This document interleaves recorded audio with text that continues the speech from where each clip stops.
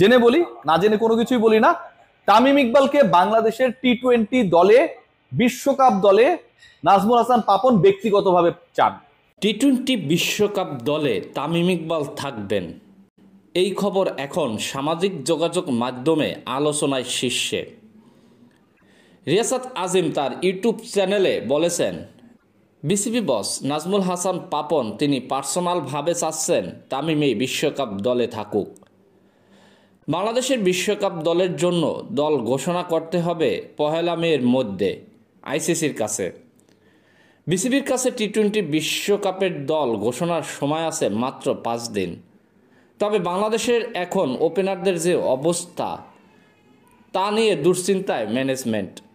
তাই তো বিসিবির সভাপতি নাজমুল হাসান পাপন তিনি চান অবসর ভেঙে টি-20 বিশ্বকাপ খেলুক তামিম। পাপন আরও বলেছেন, তামিম অভিমান করেই টি-20 থেকে অবসর নিয়েছিল, তাই পাপন চাচ্ছেন বিশ্বকাপ খেলে সম্মানের সাথে অবসর নিউক।